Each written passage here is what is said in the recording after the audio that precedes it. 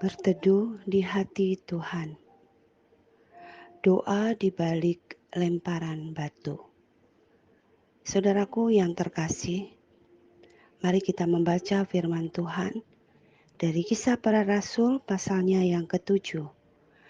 Dan fokus perenungan kita terambil di dalam ayatnya yang ke-59 sampai 60. Sedang mereka melemparinya, Stefanus berdoa, katanya, "Ya Tuhan Yesus, terimalah rohku." Sambil berlutut ia berseru dengan suara nyaring, "Tuhan, janganlah tanggungkan dosa ini kepada mereka." Dan dengan perkataan itu, meninggallah ia. Saudaraku yang terkasih di dalam Tuhan, kita sudah mengetahui bagaimana gereja bertumbuh di dalam kebenaran firman Tuhan dan juga di dalam pelayanan kasih yang dipilih oleh para rasul melalui 7 orang yang penuh dengan Roh Kudus. Dan kita menemukan satu pribadi, Stefanus, yang menjadi pemimpin dari 7 orang yang melayani pelayanan kasih atau pelayanan meja. Dan apa yang terjadi dengan Stefanus? Seorang yang dikatakan penuh Roh Kudus, seorang dikatakan penuh hikmat Tuhan. Dia mengalami penganiayaan di dalam memberitakan kebenaran Tuhan Yesus. Dan kalau kita melihat bagaimana Stefanus ditangkap lalu diadili oleh pemimpin-pemimpin agama Yahudi, dan bagaimana Stefanus membela tetap akan imannya. Dia mengatakan kebenaran, bahkan mengabarkan Injil kepada mereka. Dan yang terjadi adalah Stefanus justru mengalami penganiayaan sampai mati. Tapi saudaraku, ada hal yang menarik yang akan kita pelajari dari seorang yang bernama Stefanus ini. Seorang yang mengasihi Tuhan, seorang yang dipenuhi dan dipimpin hidupnya oleh Roh Kudus.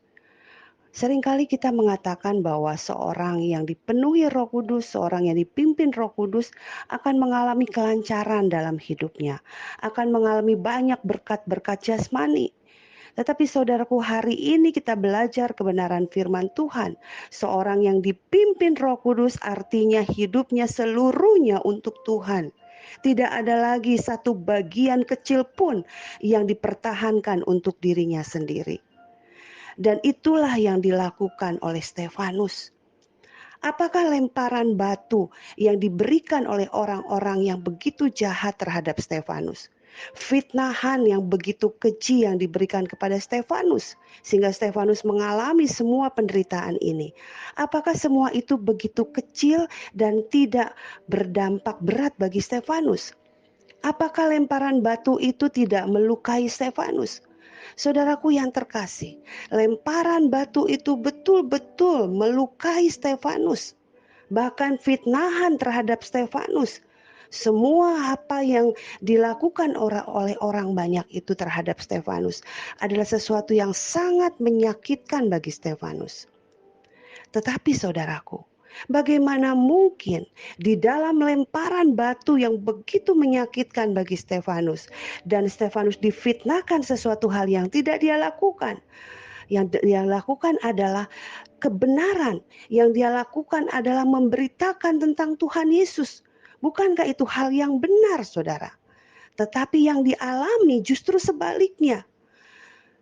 Tetapi saudaraku, bagaimana mungkin di tengah-tengah akhir hidupnya, ketika badannya penuh dengan luka akibat dari batu yang dilemparkan kepada Stefanus. Dan kita yakin batu itu bukan batu yang hanya kecil saja, tapi juga termasuk batu-batu yang besar. Mereka berusaha untuk menghancurkan Stefanus supaya Stefanus berhenti memberitakan Injil. Tetapi saudaraku, di akhir hidupnya, Stefanus melihat kemuliaan Allah. Saudara bisa melihat di dalam ayatnya yang ke-56. Dikatakan lalu katanya, sungguh aku melihat langit terbuka dan Anak Manusia berdiri di sebelah kanan Allah. Dikatakan dalam ayat 55, Stefanus yang penuh dengan Roh Kudus menatap ke langit. Ia melihat kemuliaan Allah dan Yesus berdiri di sebelah kanan Allah. Sungguh penglihatan yang begitu mulia, penglihatan yang begitu indah. Dan di tengah-tengah rajaman batu terhadap dirinya, Stefanus tidak melihat batu itu. Stefanus tidak melihat musuh-musuhnya. Tetapi yang dilihat Stefanus adalah kemuliaan Allah, di mana dia melihat Tuhan Yesus datang menyambut dia. Saudaraku, orang yang dipenuhi Roh Kudus bukan berarti tidak mengalami batu yang merajam dirinya. Orang yang dipenuhi Roh Kudus itu justru orang yang taat kepada Tuhan dan rela menanggung segala resiko, sekalipun itu batu yang begitu besar menimpa dirinya. Kenapa, saudara? Karena hidupnya sudah dipenuhi oleh Tuhan. Hidupnya terarah hanya kepada Tuhan. Matanya hanya melihat kepada Tuhan Yesus Kristus. Matanya hanya melihat pada kemuliaan Allah. Disitulah saudaraku, seorang yang bernama Stefanus ini menjadi teladan bagi saudara dan saya. Ketika kita hidup penuh dengan Roh Kudus dan melihat kemuliaan Allah menjadi pusat segala-galanya dalam hidup kita, maka lemparan batu itu tidak membuat kita menjadi orang yang pahit dan akhirnya kita tidak mampu untuk melihat kepada Tuhan. Stefanus, dia berdoa kepada Tuhan. Dia menyerahkan rohnya kepada Tuhan. Dia tahu, bukan karena orang banyak yang melempari dia batu sehingga dia mati, maka rohnya diambil karena mereka tidak. Dia tahu, ini jalan Tuhan. Dia tahu, dia peka saudaraku, bahwa rohnya dia serahkan kepada Tuhan. Bukan rohnya diambil oleh orang-orang yang melakukan kejahatan terhadap dirinya. Orang-orang bisa mematikan Stefanus, tetapi dia percaya bahwa seluruh hidupnya itu milik Tuhan dan hanya Tuhan yang berhak menerima rohnya. Lalu dia mulai berkata, ketika dia menyerahkan rohnya kepada Tuhan, Stefanus mengatakan satu kalimat penting. Dia mengatakan bahwa Tuhan, janganlah engkau menanggungkan dosa ini kepada mereka. Saudaraku, dia mengampuni orang-orang yang melempari dia dengan batu. Dia minta kepada Tuhan supaya Tuhan mengampuni mereka. Bukankah ini teladan yang telah dilakukan Kristus ketika dia di atas kayu salib? Dia mengatakan, ampunilah mereka sebab mereka tidak tahu apa yang mereka perbuat. Saudara, inilah seorang yang perlu kita teladani di dalam hidup kita. Tidak ada satupun kata-kata kemarahan, penghujatan yang dikeluarkan oleh seorang yang sadar dirinya melakukan kebaikan, tetapi dia justru mendapatkan yang tidak baik. Mari kita saudara, kita meneladani Stefanus. Ketika kita mungkin dilempari batu, ketika kita mungkin mengalami banyak fitnahan, ketika kita akhirnya mendapatkan banyak penderitaan karena orang yang jahat kepada kita.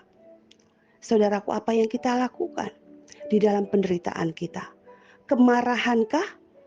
Penghujatankah? Atau kita mulai memaki-maki dan kita berdoa kepada Tuhan supaya orang itu dihukum? Saudaraku, hari ini kita belajar pengampunan yang sejati dari Stefanus. Tidak ada lagi kemarahan, tidak ada kata-kata yang penuh dengan kebencian, kepahitan, tetapi yang ada adalah kata-kata pengampunan. Karena dia tahu hidupnya dikendalikan oleh Tuhan, bukan oleh siapapun, bukan oleh dirinya. Dan dia percaya penderitaan seberat apapun itu adalah sukacita. Karena dia tahu dia melakukan di dalam penderitaan itu, dia melakukan yang benar. Dia melakukan untuk Tuhan. Dia melakukan dalam pemberitaan Injil kebenaran Tuhan. Saudaraku, biarlah kita semua dikuatkan dan kita semua dapat menjalani hidup Kristen kita dengan benar dan kita memandang kemuliaan Tuhan. Tuhan Yesus memberkati saudara. Amin.